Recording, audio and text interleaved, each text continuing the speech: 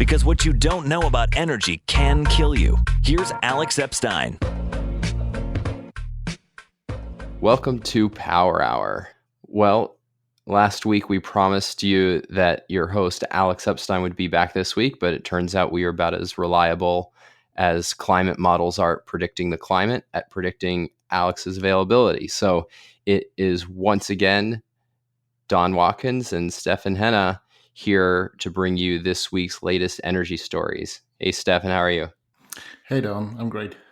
All right, well, let's jump in. Why don't you bring us the first story this time? Yeah. Democratic presidential candidate and frontrunner Joe Biden has just revealed his climate action plan, which he calls a plan for a clean energy revolution and environmental justice. And so in a presentation video accompanying this release, he said, "Science tells us that how we act or fail to act in the next 12 years will determine the very livability of our planet." And he has a lot of rhetoric in this plan, targeting the 1.5 degrees centigrade of global warming and referencing the Green New Deal as an important framework and so on. And so he's really making up for his recent, in the eyes of the Greens, his recent failures to address the issue with his big plan and his rhetoric. And I just want to quote something to start it up from this plan. And Biden said, "If the global temperature continues to increase at the current rate and surpasses 1.5 degrees C, the existential threat to life will not be limited to just ecological systems, but will extend to human life as well." So he also makes reference to the 2030 deadline, the next 12 years, of course, and so on. And my assumption is that this language polls very well with the key constituencies for him to win the Democratic primaries. But I also want to talk about some content of the plan. So there are a lot of detailed items that I can't all summarize, but I want to pick some of the more important ones as I see them.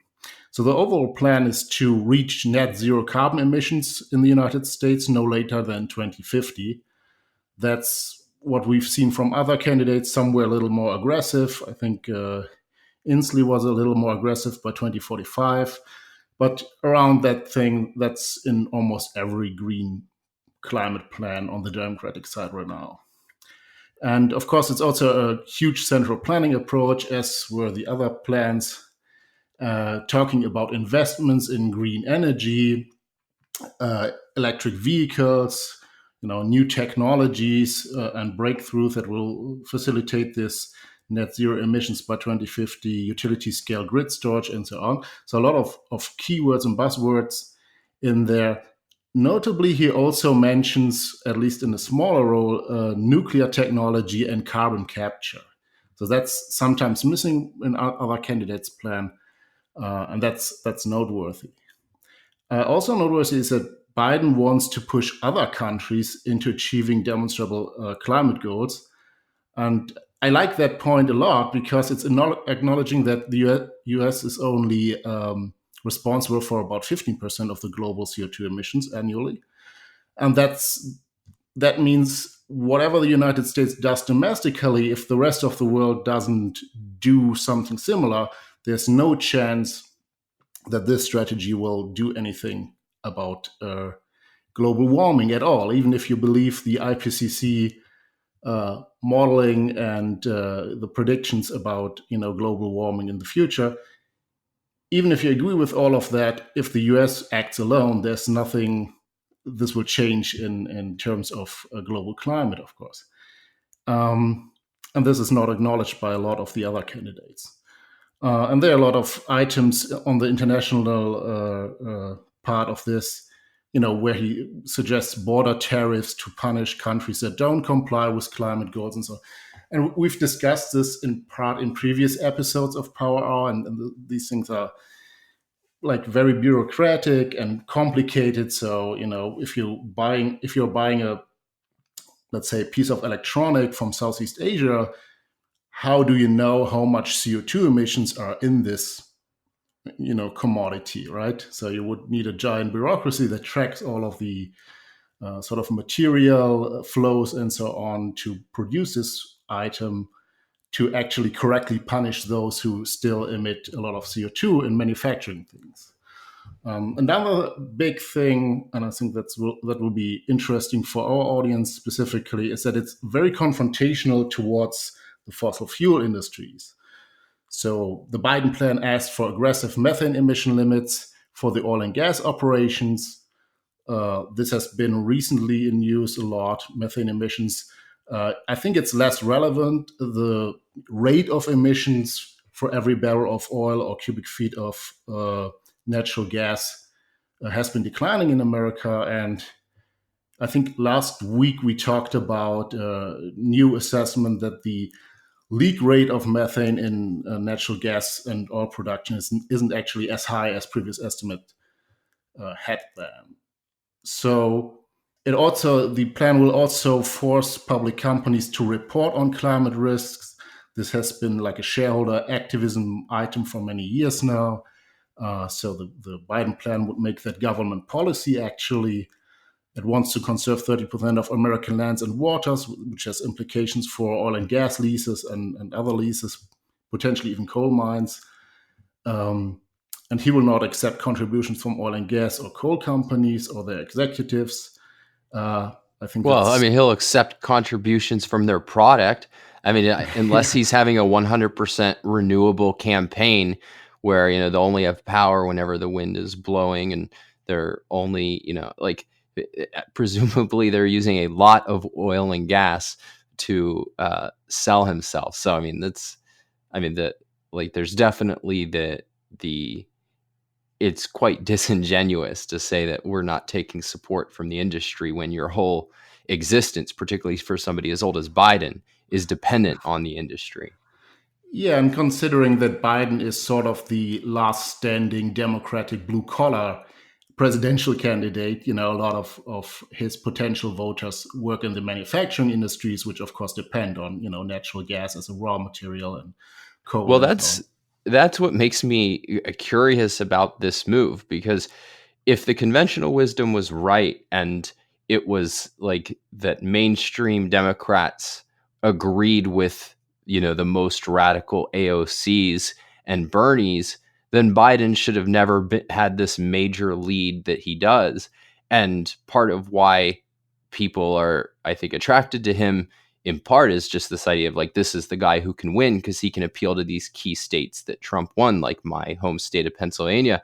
But if you actually look, there have been stories about this, but I just saw one today. I'm trying to remember where it is, but where I saw it. But labor is very concerned with things like the Green New Deal because they recognize that that it would be severely harmful to them if something like the Green New Deal or Biden's Green New Deal light passes. Now, I definitely do not pretend to be an expert at this kind of like, which pressure group should you try to appeal to in order to win the Democratic nomination. But to me, like, this seems, I would have been very impressed if Biden said something, that was more realistic on climate and had taken a position that was not going to be as insanely detrimental to human beings, just on the grounds of like, look, I'm trying to appeal to Americans at large, not to a handful of elites in, San Francisco and DC. Yeah, I'm not an expert on Democratic polling either, but I think there's a real risk for Biden to not get the nomination. So there are two battles for him. One is, winning the Democratic nomination, which, arguably requires some radicalism on this issue. And then, winning the general election. And, one out for him is that part of his plan actually depends on Congress. And then he can say, okay, well, I have this bold idea, but Congress won't comply. You know, so there's a lot of complexity in this kind of election signaling, I think. And I don't know what the key states look like in terms of voter polling exactly. But so there are a lot of these items that I just mentioned, that are just like directly anti-fossil fuels. And he asked for a goal of 100% electric vehicles for light and medium vehicles over time, and so on. And it looks much more radical than anything that was in the Obama agenda.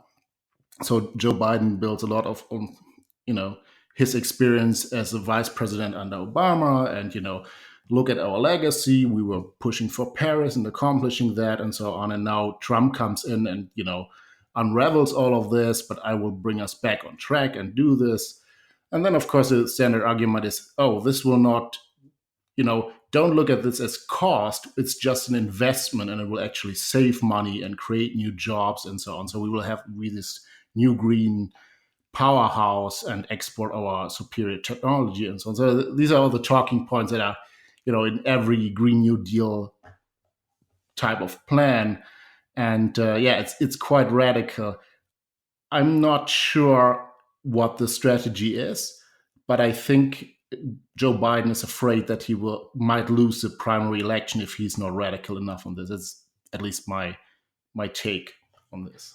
I mean, one lesson here, I think, though, is that we've talked about how many Republicans are saying, like, we have to have a real position on climate, which I agree with. They do need to have a real coherent position on climate, but most of what that's amounted to is rushing in and saying, okay, we can live with a climate or a carbon tax that, also comes with certain strings attached, like lowering taxes in other areas and protecting fossil fuel companies from potentially devastating lawsuits.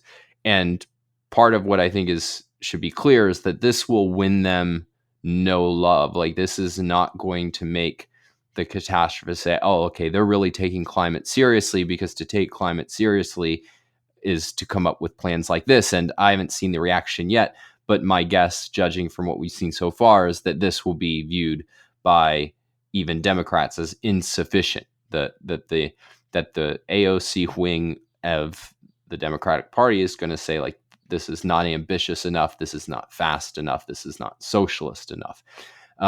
So I don't think you can formulate a position by looking at polls. I think you have to formulate a position by actually having an understanding of what human flourishing requires and how climate and energy fit into that. And I would really like to see a pro-freedom energy policy instead of an appeasing, half-hearted, semi-socialistic response. So let's move on. So I was this weekend listening to the Phillies game and heard a commercial for energy. And at first it sounded like your typical, solar and wind thing, talking about the, clean future of energy. But then it surprised me in that it said, we're not just talking about solar and wind, we're talking about LNG. And the commercial went on from there, but they never told you what LNG was.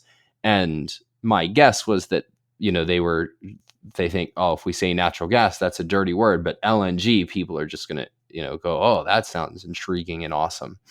And so I was thinking about that when I read recently about how the Department of Energy is rebranding LNG Freedom Gas.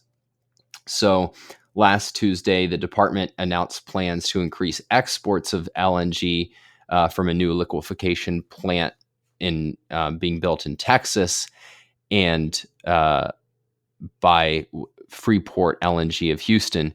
And if you look at the press release talking about this, they decide that they are going to brand LNG as Freedom Gas. And so here's one quote: "Increasing export capacity from the Freeport LNG project is critical to spreading Freedom Gas throughout the world by giving America's allies a diverse and affordable source of clean energy." And then Steven Winberg, the Assistant Secretary for Fossil Energy, who signed the export order, said in his announcement, "I am pleased that the Department of Energy is doing what it can to promote an efficient regulatory system that allows for molecules of U.S. freedom to be exported to the world." And I mean, this was mocked. I mean, freedom gas is not really the most eloquent statement, but part of my view is that this is an example of placing branding above clarity.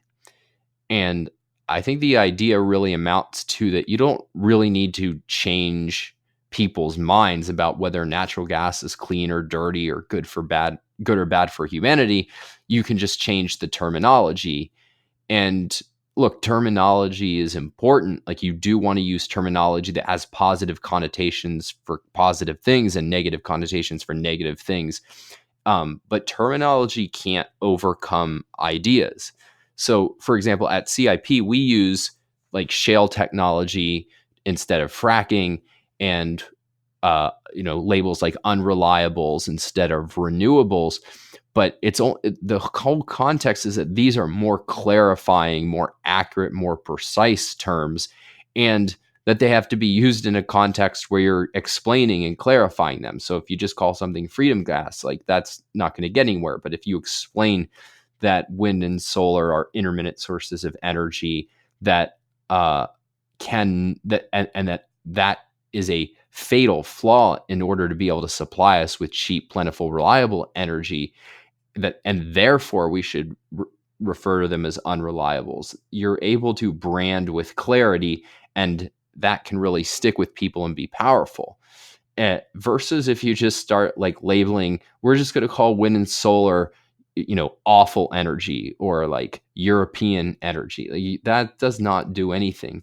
And now it's true that the green movement will often use misleading terminology that seems to arbitrarily attach positive connotations to things, and that are negative, and negative connotations to things that are positive.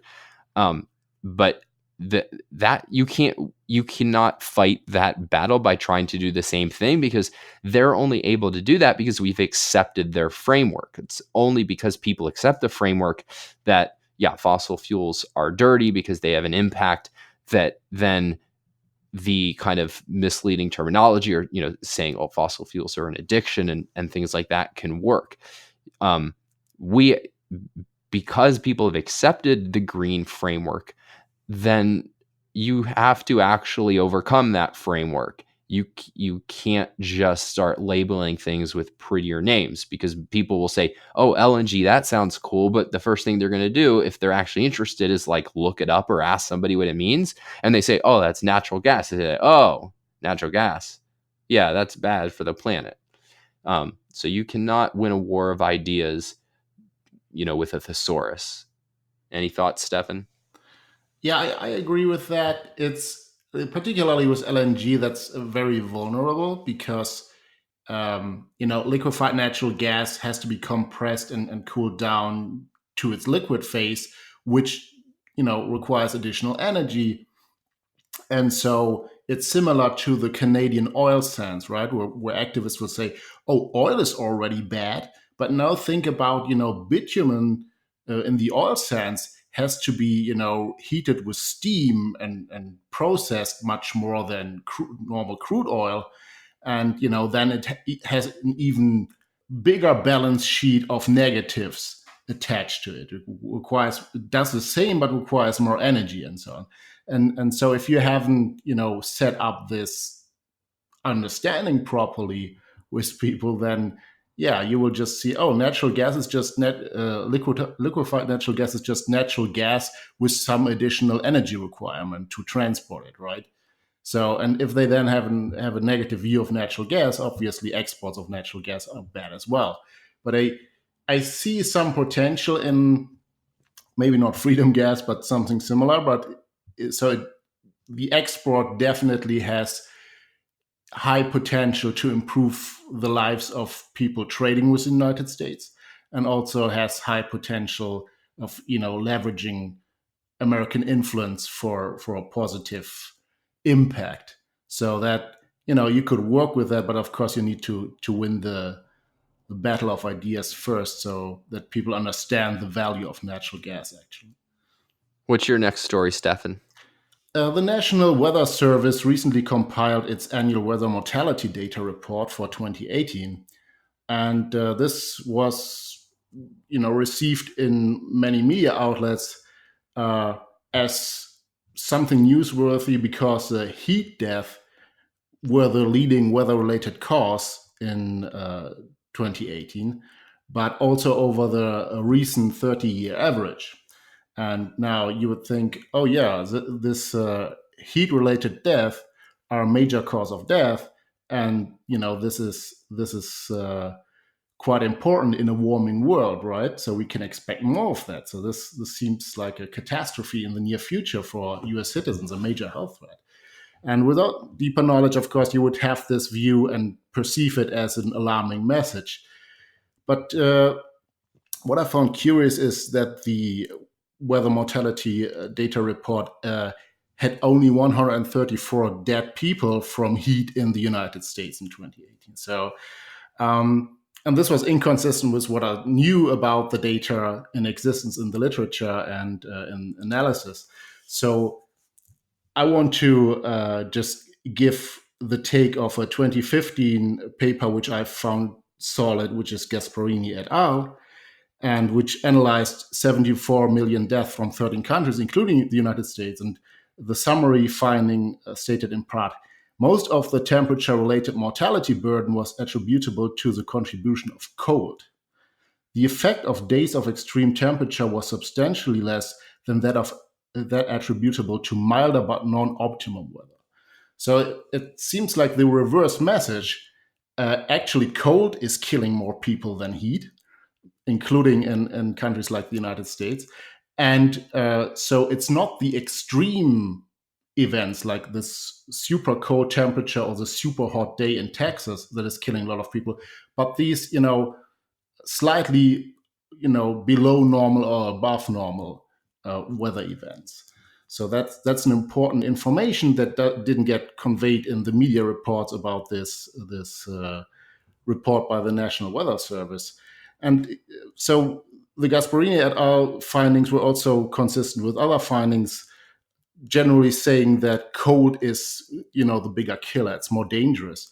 And if you look at it in the very big picture, something, for example, in the moral case for fossil fuels, the overall death burden from these weather-related events has been plummeting for the last like 100 years, and so it's less and less of a problem. And when you put this all into context, you would think, yeah, in a slightly warming world like we're experiencing now, the extremes are probably going to shift upwards into the more warmer thing, and cold spells might be less of a problem in the United States overall. So the death burden overall, the relative risk, might actually decrease from extreme temperatures. And I found it curious that the media is jumping on this one report and never really explaining how this comes to pass. So the low death count number, it's probably what happened. And I haven't looked into the exact compilation of that, but probably what happened is they define something like strictly attributable to a certain heat event, like a heat stroke, dehydration, something like that, where you can actually get sort of a death certificate explaining exactly, yeah, this is a cause of death. But when you look at actual mortality numbers, there's a wider range of things that happen in cold or heat extreme weather events. And I think that's important to explain how these numbers relate, and what the context of this, and what's the general relative risk. And if you only have 134 dead people, like this is on the order of magnitude like a lightning strike kills about 20 Americans each year, right? So this is, if you want to think about, will we have a more threatening environment in a warming future or less threatening environment, you would have to look at the bigger picture and put this in context and look at the most relevant things. And that's never done, because there's sort of an unholy alliance between a media narrative that wants clickbait headlines, and this kind of climate alarmism.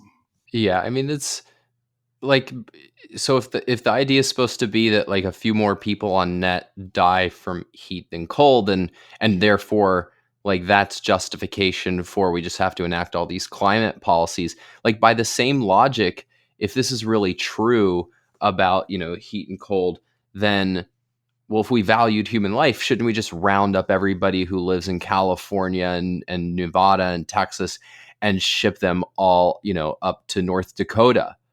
I mean, that would cost a whole hell of a lot less than what the Green New Deal policies advocate. And I mean, maybe you say, Watkins, you're not taking into account the people who would die from the forced relocation and all of the other effects. And my answer is exactly like you pointed out, Stefan. I mean, these numbers are actually meaningless because if we were really trying to do some calculus of like, is it better to be a little warmer or a little colder? You couldn't just take these direct deaths from heat and cold.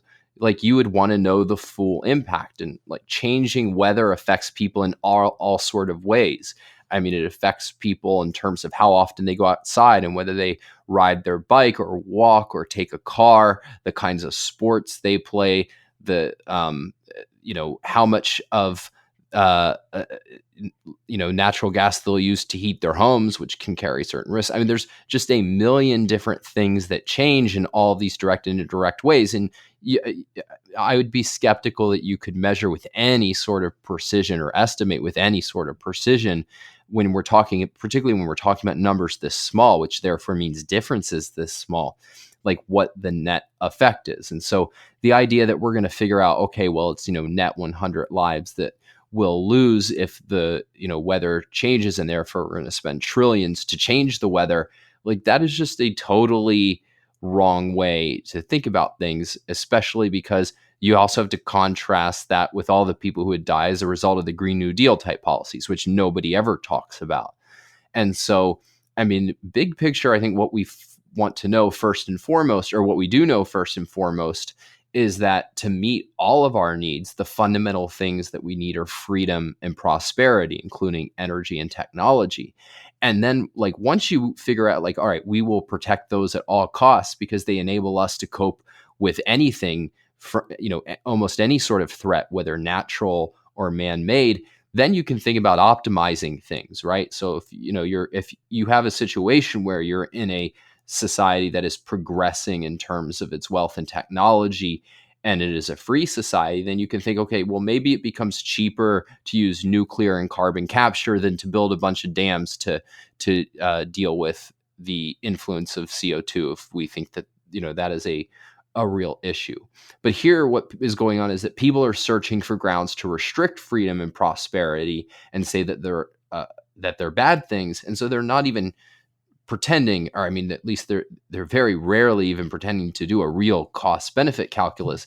It's just pointing out these kind of like pot shots and assuming we can't adapt to them, and assuming that, all right, well, clearly if you don't want people to die, then you have to accept our whole policy program.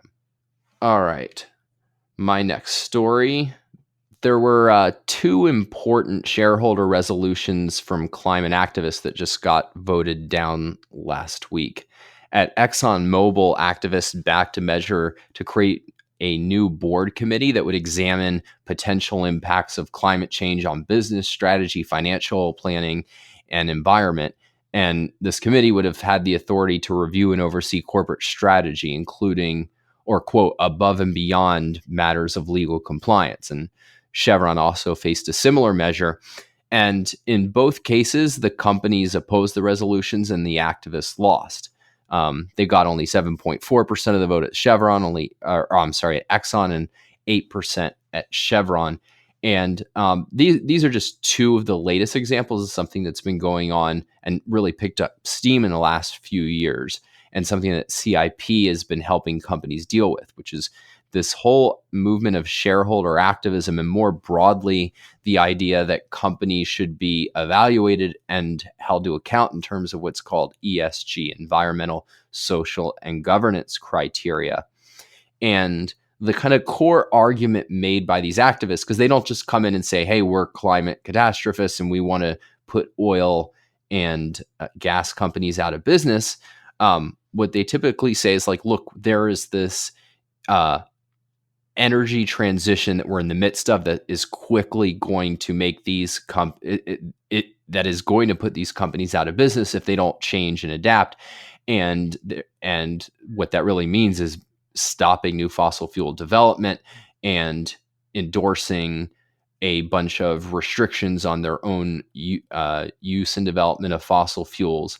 And I mean, basically, it's if they don't do what anti-fossil fuel activists want, then they are going to face punishment. So the choice is either fossil fuel companies can kowtow to their latest demands, and accept that we are and should be rapidly transitioning away from fossil fuels, endorsing things like stopping new investment, supporting anti-fossil fuel policies, or they're going to become lightning rods for controversy, which no company wants. They're going to be labeled as deniers. It's going to be they're going to see their ESG rankings suffer. They're going to get hit with these resolutions constantly.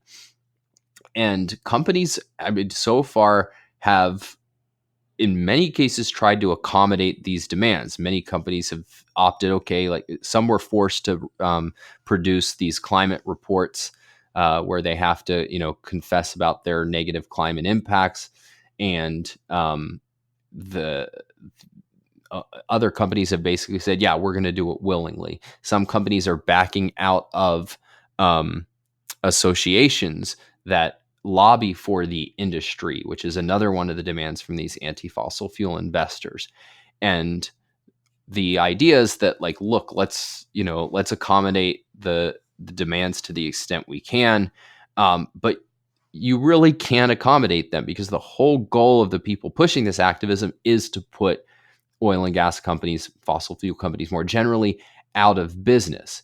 And so if you concede, you're not going to get rewarded. Like, at best, what happens is, and I think this is conscious on the part of some companies, is, all right, well, if we give in to their demands a little bit more than our competitors, then we won't be the targets for a while. And so, then you get to have a couple years while everybody else gets pestered to produce a climate report. And then you get a few years while everybody else is pestered to set targets for CO2 reduction and methane reduction.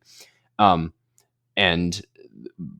what more generally happens is it emboldens the opposition, because the more that you concede that, yes, we should be restricting our CO2, then the more that they'll just point out that what you're claiming to do is not even close to what needs to be done. And given that you've conceded their basic premise that there's this imminent transition and therefore these imminent risks, is much harder to fight back every step that you give in. And in our view, there's actually an opportunity for companies to take a different approach. And I mean, the details, can differ from company to company, but the essential idea is to recognize that the world is choosing oil and gas because of its superiority to meet their needs, and that any attempt to reduce CO2, to the extent that you as a company think that that is an important goal that you want to support, should and likely will happen in a way that is consistent with human progress rather than demands human regress. And that, viewed in that way, far from rapidly transitioning away from oil and gas, that, like, the world is and should continue to use them for decades, and should be free to do so for decades, because it is vital to their well-being.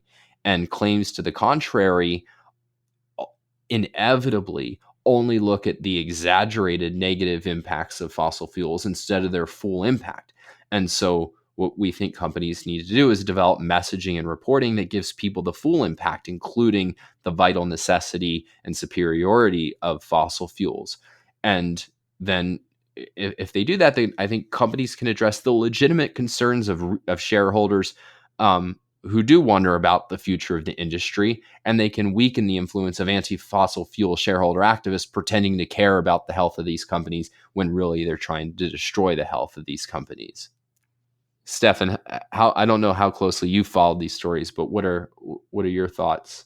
I found interesting that some of the companies that were sort of attacked by this minority shareholder proposals actually were able to argue to the Securities and Exchange Commission that they should be able to block this kind of shareholder activism because it micromanages the company, right? So the shareholders are supposed to have the strategic interest of the company in mind, and their own strategic interest, of course, as owners. And so, but they are not supposed to interfere with what management does in any kind of detail. And this is certainly one of these cases where you could argue that. And also from what I've seen in reports that were released, um, I think it was BP was one of the big ones that released something like the climate reporting issue. Um, what happens then is in their reporting they will say, "Oh yeah, we are obligated to report on our, like the threat level to our assets and so on." And the activists, of course, want to find that the company acknowledging some risk of stranded assets, devaluing their shares or something like that. But they are then finding, okay, look, our natural gas assets and oil assets are vital to the world. Billions of people depend on that. And we don't see like big action, even if there's significant action by governments to restrain that. We still see our growth potential. Now, whether that's just made up stuff that they put into their projections or not, but I mean, at least in this reporting, they start to think about, yeah, we are valuable, and we produce valuable commodities that keep a lot of humans alive, and this is important, and that's why we think we do grow. And I think they need to realize that they should grow, right? They should grow these assets that are life giving and not life destroying resources. I mean, the whole thing is just so disingenuous because it's like, all right, if you thought that it's at the risk of making this comparison, but there's always the widespread comparison of like oil and gas or fossil fuel companies with tobacco companies. And it's like, you would not buy a bunch of stock in tobacco companies and say like, all right, now you guys need to go produce air conditioners. And like, that's going to be your business model. And that's a really smart investment. No, you'd sell your stock in tobacco companies because you think that they're immoral and you think that they're going to be outlawed or they're going to, decline in popularity. Or you go and you promote specific anti-tobacco policies if you think that that's a good thing. But to demand that a company doing something that's legal, let alone something in the case of fossil fuels that are vitally positive, and we think that you're a bad bet. And the main reason we think you're a bad bet is because we're also promoting policies that will make your business impossible. So we're going to buy you and make you engage in these completely sacrificial, self-destructive actions. I mean, I'll compliment them and say it's clever, but it is so dishonest and it's so destructive to actual shareholders who actually value what these companies are producing. That I think there's a real question here about like, is there a problem with just our general approach to ownership and the kind of powers that shareholders have, that you could even do this, that you could take a company that's producing something good and for completely ideological reasons, make it impossible for them to function. What's your next story, Stefan? Heathrow Airport in London, which is by some measures the most busiest airport in Europe, is supposed to receive an expansion soon because of the increasing air travel traffic they receive. And this might now be in jeopardy because it collides with the net zero carbon policy of the UK government by 2050. And green activists have pointed out, hey, government, you need to review this expansion and the license for doing so, because this will definitely increase the CO2 emission footprint of the airport. And I just want to read two quotes from green activists. One is Tim Crossland, director of Plan B, an environmental organization in the UK. The government can either take the necessary action to avoid climate breakdown, or it can stick to business as usual and expand aviation. But it can't have it both ways. And the other is Sean Berry, I think that's correctly pronounced, the co-leader of the British Green Party. And he said, In this age of climate emergency, Heathrow expansion very clearly cannot go ahead. We need the government to acknowledge the emergency situation that previous policy choices have created. All building of new fossil fuel infrastructure has to end. That means banning fracking, stopping new road building, and of course, ending Heathrow expansion. The government in initial reaction, has promised to carefully consider these things in the decision to, move ahead with the expansion. Um, and so, to me, this clearly indicates that for all the rhetoric they use, the Greens are not really interested in alternatives, doing things better or differently. We talked about Joe Biden's climate action plan.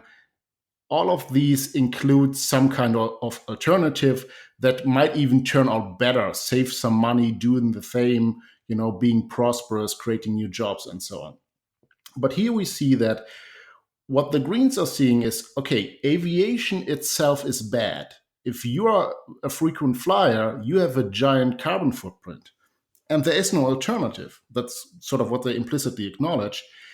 And then if we, bring this to its logical end, it means no, we can't have biofuels as an alternative that, might one day be competitive in prices. We can't have more and more travel, per capita, miles traveled in the air, on the roads, or whatever.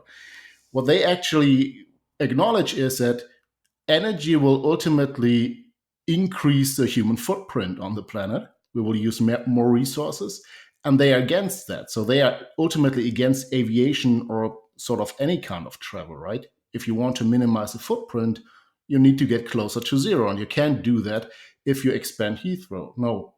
If we would naively look at, any kind of green rhetoric like the Green New Deal, we would say, oh yeah, we just need to do things differently, and then we are okay. We are, protecting things, like we have expanded our fossil fuel use, but at the same time, the rivers got cleaner, the air got cleaner, and so on. So progress is possible. It's just a, matter of balance. But what the real deep ecology Greens are really after is ending human prosperity, ending human flourishing. It's not, oh, we will travel in a different way with better technology. It's, we should not travel. That's the actual goal of this. And if you look at something like the Green New Deal or the Joe Biden climate policy, it will actually impoverish Americans. I mean, I would really like to see this story get more attention, because if there's anything that could convince people to rethink climate catastrophism, it would be the idea that flying is going to become more miserable. Like, the average person would say no amount of warming could be worse than making flying more miserable. No, I mean, I agree totally with what you're saying. Like, one of the areas where I think we are most accused of straw manning our opponents is in this idea that they're against development and against progress. But this is actually, I think, unquestionable that their policies, as a matter of fact, and then for the leadership, their goal as a matter of conscious intention is to oppose progress. Here, like, if you were concerned with progress, you would think, how can we make flying better? Like, how can we make flying faster? How can we make it more enjoyable and more comfortable? Make sure that more people can do it, make it more affordable. And if you think about food, it's like, how can we make enrich food? How can we make it more resilient against pests? How can we make it more nutritious? And there again, it's something that the Greens oppose with GMOs and with kind of large scale farming. Or in energy, it's like, how can we actually get cheaper, more abundant energy? How can we quickly scale non-CO2 energy if we think that that's necessary? In which case, you'd be a very proud champion of nuclear. In area after area, the track record is opposing progress. And I forget who said it, but it might have been Carl Jung, but it's this idea that, like, if you want to judge people's motives, just look at the consequences of their actions. And the consequences of the actions of the Greens is to oppose progress in every area of life.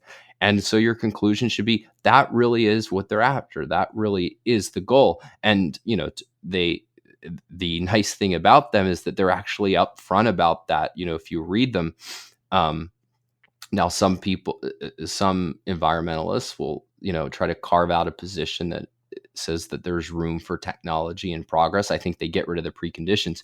But, I've been spending the last few weeks reading kind of the founding fathers of environmentalism, and these ideas are there from Muir and further back of these kind of leading figures who thought that no, nature needs to be protected from human beings, and what progress means is our footprint on nature becomes bigger, and that is the mortal sin. That is the thing that we cannot do.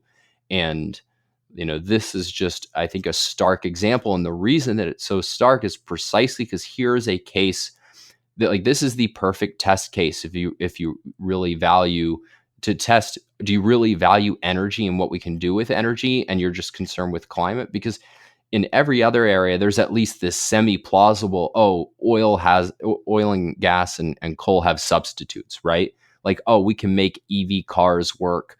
We can make solar and wind power a grid. And as we've outlined on this podcast, and as Alex talks about in his book, that is not actually true, but it's at least plausible. Here's a case where you can't pretend to have a substitute, right? Like, there is no, you're not going to stick a solar panel on the roof of a 747 and have it achieve anything.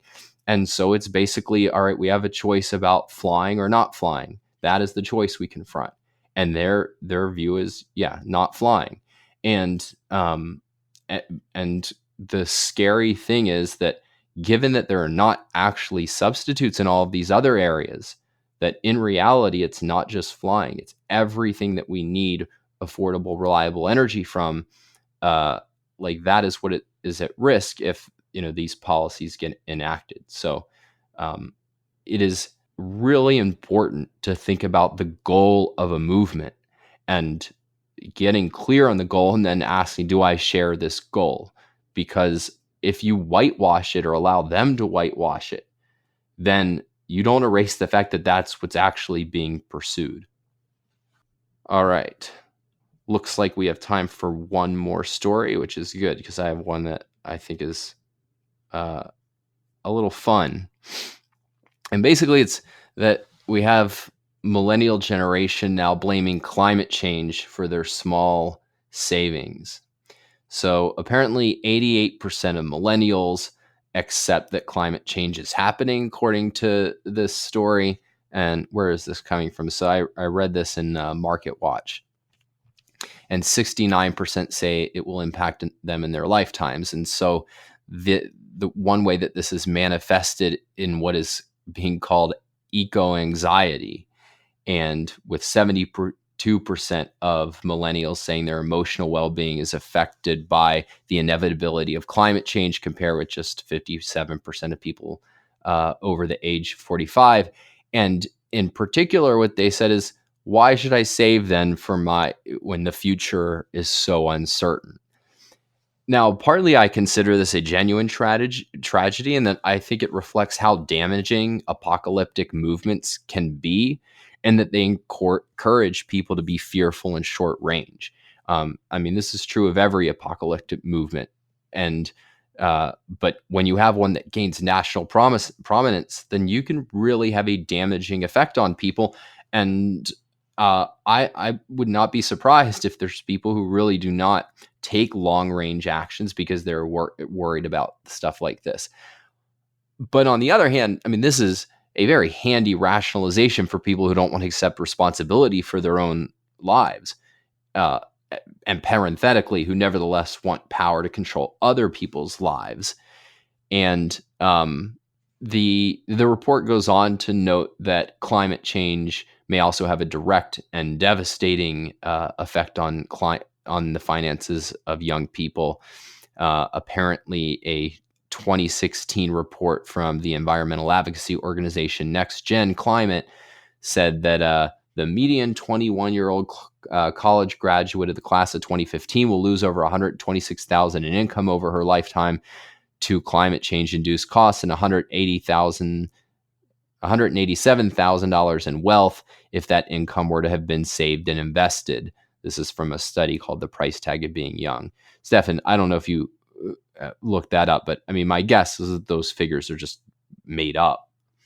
Yeah, but so in perspective, I'm not sure that they are like for sort of lifetime savings. I don't think they sound like so much. So it's like the Ted Nordhaus situation. Ted Nordhaus is a economist who sort of pioneered in this climate cost issue, like projecting how much will climate impacts put a drain on the economy, and so he won a Nobel Prize in economics for that. But he also found that if you really read into it, the climate costs that could be genuinely assumed aren't actually that great. If you think about 50 years or 100 years down the road, if you're losing this, like for an individual person, sounds like a lot of money. But if you think about, how much money a college graduate will probably receive in 2030, 2050, that doesn't sound that much. But yeah, of course, the numbers are completely invented in the sense that think about how difficult it is to project the average surface temperature, let alone the entire climate system over the next 50 years or the next 30 years or whatever, and then put on top of that impact projections. What will this actually do to agriculture, to the biosphere, to the cryosphere, to the oceans, and so on? That's even more uncertainty. And then on top of that comes an economic model trying to project, okay, what will a college graduate in math or economics or business administration, whatever is on vogue, then earn less or feel an impact on that. There's so many assumptions that go into this. There can't be a real number. Right. And the question is always as opposed to what? Because Right. the assumption is, in effect, if things just went on as before and climate didn't change. But that's not the alternative that's being proposed. The alternative that's being proposed is something like the Green New Deal. And by any reasonable metric, that would have catastrophic costs on people's ability to earn an income. So like one of the there's just this common phenomenon of like, you have these numbers in a vacuum, and even setting aside that they're made up, like what you always want to compare are the different decisions that can be made and what are your estimates of those. And so if the estimate is the Green New Deal or not, as you pointed out, like, all right, $126,000 less income over my life, but I'm still overall 5 times as rich as my parents. Like that is not that is a reasonable burden if the alternative is, I'm completely obliterated in my ability to pursue my happiness by policies that restrict our freedom to use and produce energy. One other thing that was worth noting, most millennials said that financial constraints were the top reason that they weren't saving. And one of the people profiled in the story admits that, it wasn't climate change that was the only factor in his decision to opt out of a 401k.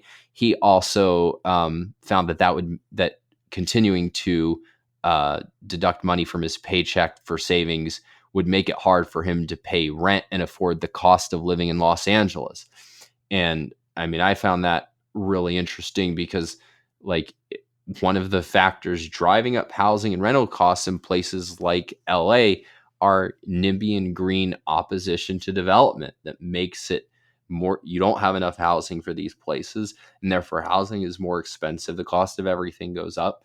And so, to the extent that there really are challenges that young people face in savings from these kinds of things, I mean, I think that the green movement deserves its share of blame versus the fossil fuel industry, which has lowered the cost of every good in our economy and, I mean, really made our economy possible so that we can have cities and so that people can earn, millions of dollars over the course of their lifetime and worry about and be able to cope with long-term challenges.